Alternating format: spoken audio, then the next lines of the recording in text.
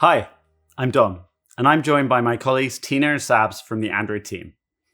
We're thrilled to be here today to share the latest updates on how we're safeguarding Android users' security and privacy.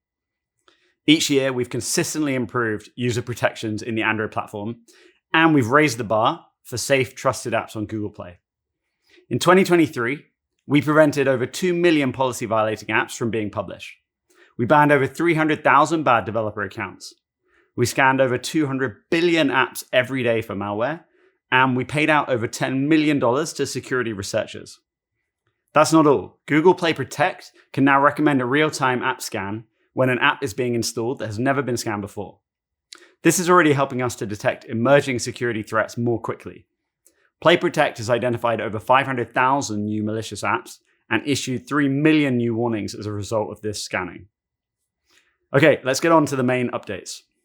First, Tina will talk about the latest Android features protecting users against scams, fraud, and device theft. Then I'll go over the new Integrity API features, which you can use to defend your app against attacks and abuse. And finally, Sabs is going to give you a detailed look at the most important security changes in Android 15 that you should be aware of. Now, it's over to Tina. Thanks, Dom. Hi, everyone. I'm Tina, a product manager on Android Framework. There are a number of ways the platform already helps users view and manage their data, including runtime permission controls and the privacy dashboard. I'm excited to tell you about some of the new protections we're introducing this year to make Android even better. I'll share about our efforts to help prevent abuse across screen sharing, device theft detection and remediation, and more. First, we'll talk about improvements to the user's screen sharing experience.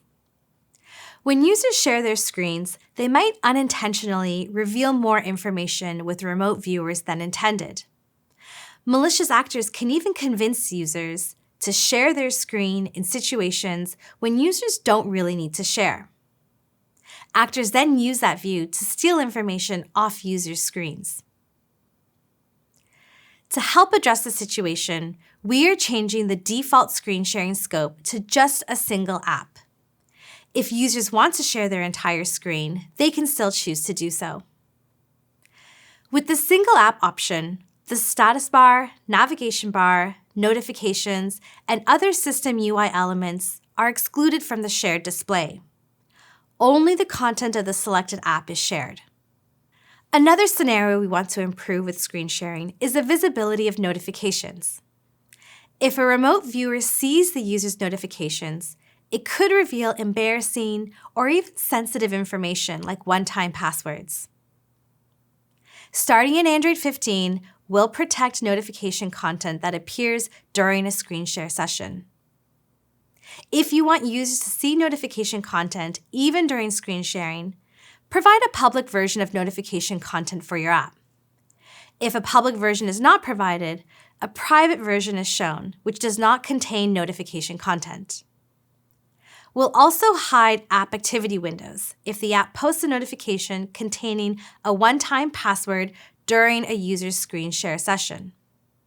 This will be automatically done when notifications with one-time passwords are detected by the platform. In this example, a user's messaging app has posted a notification with a one-time password during a screen share session. The user taps the notification to open the messaging app. The remote viewer, however, sees a blank screen instead of the app window containing the one-time password. Another way malicious attackers can snoop a user's one-time password is through apps that have been granted the notification listener service permission. Starting in Android 15, apps that use the notification listener service will receive notifications with one-time password content removed. Apps that depend on the full notification content, such as wearable apps connected through Companion Device Manager, will continue to receive the full notification content. Now, I'm going to tell you more about what Android is doing to protect users from physical device theft this year. We're hardening the device against theft and adding more data protections to make the device less attractive to thieves. We'll lock out thieves who have access to your phone if they fail multiple times to log into a PIN or biometric protected app or service. We're also requiring authentication when someone tries to change certain sensitive settings. In the moment when a thief tries to take your phone, a new detection feature will activate. This locks the screen and protects your data. If a device is taken, it's often a shocking situation for the user. They don't always remember how to protect their data after the fact. So, we're adding a new remote locking feature that will provide an even easier way for users to remotely lock their device, even if they don't remember their Google account password. We're also adding a new private space feature, so even if your device falls into the wrong hands, you have more protection for your apps. Private space is your separate space on the device for any apps you don't want others to access or know about. This space can be populated with any apps you want and can be locked and hidden from view. Private space can have its own separate lock. This feature can be useful for protecting your sensitive apps in case of theft, accidental exposure, or snooping. Something else we're doing to protect users is reducing broad access to their photos and videos. Last year, Google Play announced a policy related to the photo and video permissions. Apps must now demonstrate that they require broad access to the photos and videos for their core use case in order to use this permission. Google Play will begin actively enforcing this policy in August. Many apps request media permissions for legacy reasons that no longer apply. So you may be able to simply stop requesting the media permissions without making any other changes to your app.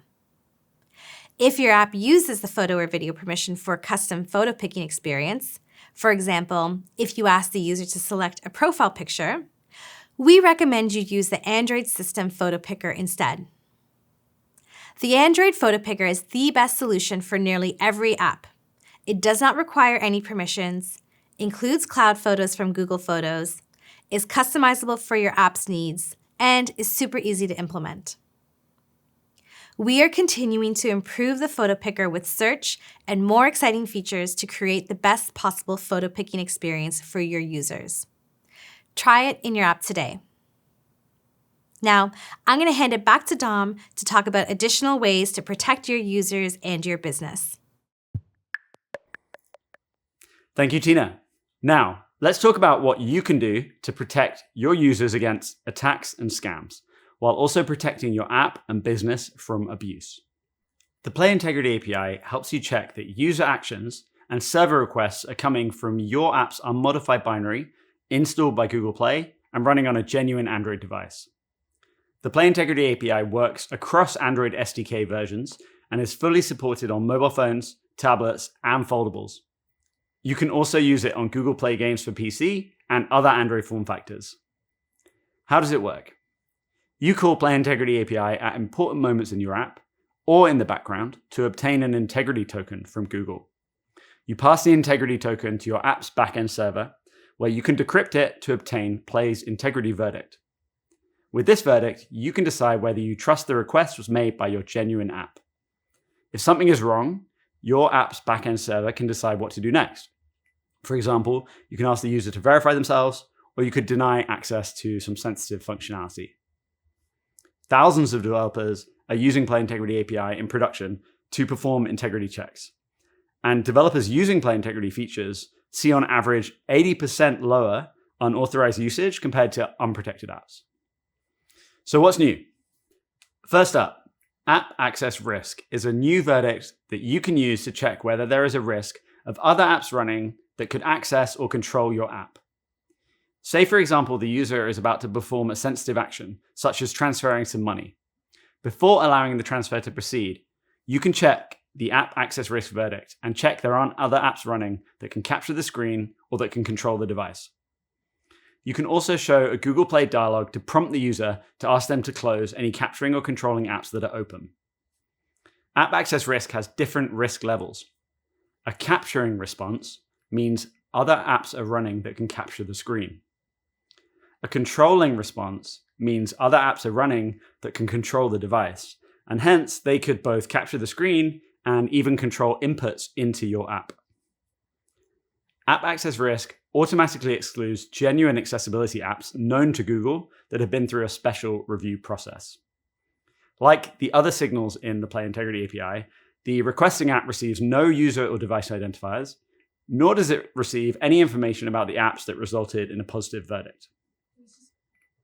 We've already been testing app access risk with early access partners like Nubank, Revolut, Mercado Libre, and PhonePe. It's available now in public beta and will be generally available in the coming months. The second feature is the Play Protect verdict. This tells your app whether Play Protect is turned on and whether it has found known harmful apps on the device. If malware is a particular concern for your app or your users' data, you can check this verdict and ask your users to turn on Play Protect or remove harmful apps before proceeding. The third feature is Recent Device Activity. This tells you how many integrity requests your app has made on that specific device in the last hour. This is useful to detect anomalously high requests that could be a sign of attack. First, you should check the data to see what the typical device activity levels for your app are across all of your devices. Then you can decide how your app should respond when a device is making too many requests. If the activity is a little high, you might want to ask the user to try again later. If the activity is very high, you might want to take stronger enforcement action. You can opt into all three new features in both standard and classic Integrity API requests. Standard API requests, launched last year, are the low latency option for integrity verdicts. They're suitable for the majority of apps and games, and you can make them on demand at important moments in your app. After you start making requests, you can visit the revamped Integrity API report in the Play console to break down your responses and check for any anomalies.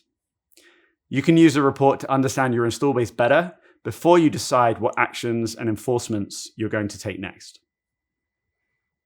In addition to the Play Integrity API, which is available to all Android developers, select Google Play partners also have access to automatic integrity protection in the Google Play console. When you turn on automatic protection, Google Play will automatically add an installer check to your app and the strongest version of Google Play's anti-tamper protection. This protects your app without any developer work required and without any backend server integration needed. Okay, now it's Sabs' turn to talk about what's new in Android 15. Sabs, over to you. Thanks, Dom. I'm excited about those changes coming to Play Integrity API. Hi, everyone. I'm Sabs, and I'm part of the Android security team. Today, I'm going to talk with you about some important platform security updates for Android 15 and what you need to do to keep your app secure. I will walk you through three key areas with changes: target SDK, safer intents, and background activity launching. Let's begin with an update on the target SDK version. Following up on Android 14 improvements, Android 15 prevents apps with target SDK version lower than 24 from being installed. Requiring apps to meet this minimum target API improves security and privacy for users by encouraging apps to apply the latest security patches, privacy controls, and development practices, while discouraging the use of outdated and potentially risky components. On devices upgrading to Android 15, any apps with target SDK version lower than 24 will remain installed. Developers should expect similar bumps in future Android versions. Next, let's take a look at what our teams are doing to make intents safer. Intents are the messaging glue that connect activities between different apps. They signal when your app intends to perform some action or communicate with some other component. Intents are powerful tools for communicating between app processes. However, improper handling of intents can create vulnerabilities that a malicious actor could exploit. In Android 15, we have added tools to help developers identify when their app's intents are mismatching other apps' intent filters. The key takeaway here is that if you are sending explicit intents, make sure they satisfy the target component intent filter. Why? Well, here's a vulnerability pattern that we have seen in practice. Let's say we have a package com.victim, and inside the manifest file, we define two broadcast receivers. First, there's an internal receiver which is not exported. And then there's an external receiver which is exported. Each receiver handles its own intel filter action. The internal one handles sensitive items, and the external one handles things that are public. To receive those intents, we define a centralized intent handler object within the main activity. With this object, we define two intent actions. The private action will send data to an internal receiver within the app, and the public action sends data to another app's external receiver. Now, an attacker could simply define an intent action as the internal one and point to the external component. This switch causes the internal receiver to be called. The attacker has successfully called the internal action even though it was not exported. To help developers guard against this kind of attack, we're adding some protections for Android 15. When developers enable strict mode, they will be able to see the mismatching as a violation in logcat, suggesting they should update their intents.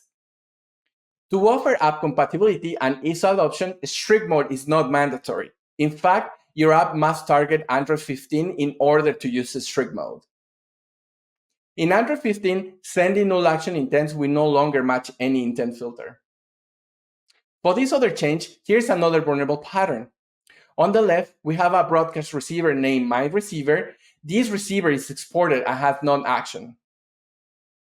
On the right, we have created null intent at just sending it, and the broadcast receiver will still receive the intent. A lot of broadcast receivers in real-world apps do not expect the intent action to be nullable and will actually crash with a null pointer exception when receiving this kind of intents. Here's what's coming in Android 15 to help developers. We will update the match method of the intent filter class so that when an intent sends a null action, the system converts it to a non-match action. And it will be available as part of strict mode. Before moving to the next topic, let's review best practices for using pending intents. For the safer intents update, the creator of the pending intent is treated as the sender of the closing intent, not as the sender of the pending intent. Handle pending intents carefully in your app. Make sure who is the creator and the sender of the pending intent. Now, let's look at what's coming for Android 15 in background activity launches. Background activities are processes within an app that run even when the app isn't directly in the foreground. This means they aren't immediately visible to the user, but they are still performing essential tasks. We know that unwanted malicious background activity launches are among the most common issues found by security researchers. We updated our documentation to include best practices that help developers mitigate the risk with background activity launches. Let's take a look at some of the vulnerable patterns with background activity launches. For pop-up ads, a background app starts on top of the foreground app, limiting the user's interactions with the device. This can lead to full denial of service where the user can't use the device. Another type of vulnerability is tap jacking, where background app can partially or fully cover the foreground app. A third type of vulnerability is screen phishing, where a background app can show a modal dialog or full screen activity after the foreground app's dialog or activity is closed. This allowed the background app to impersonate the recently used foreground app. Here's how we'll further improve background activity launch security in Android 15. First, pending intent creators will now block background activity launches by default. Because the system does not restrict background activity launches, we have seen cases where an app could bypass background activity launches by sending a system creator pending intent. Second, we're going to update when an activity starts in the background, and we won't bring the task stack to the foreground unless the pending intent creator or sender is allowed to launch background activities. Currently, malicious apps can obtain and trigger pending intents. This brings the system activity into malicious app task stack and can terminate the system's activity unexpectedly. Third, we will update how an activity that matches the top app's user ID can start activities, create new tasks, or bring a task into the foreground. This prevents the situation where a malicious app in the foreground launches a victim's activity on top of it, and then subsequently impersonates it by launching one of its own activities. Finally, we will update how an activity finished its task. If the activity is in the foreground, the user will be returned to whichever activity was as active. And if the activity wasn't on top, the user will go back to the home screen. This prevents user interaction with a victim app that was previously launched by a malicious app, allowing for the stealing of the user's credentials and other bad behavior. And that's all we have for the platform security updates. We hope this helped you protect your users. Back to you, Tina. Thank you for taking the time to learn more about Android's latest privacy and security features. Protecting users is a shared responsibility between Android and app developers, and we know these features will go a long way to upholding a safe and trusted user experience. To recap some of the best practices to keep users safe, app developers should continue to use FlagSecure to protect app activities that could contain sensitive content. Target the latest SDK versions as soon as possible to apply the latest security enhancements to your app automatically. Check out all the functionality offered through the Play Integrity API to protect the security and business value of your app. And make sure your intents are being sent to the right component and your app opts into the latest background activity launch updates in order to help your app be more secure. We appreciate your time today. If you'd like to learn more, please visit the Android developers website. We've included some useful links below. Thank you again for doing your part to keep Android users safe.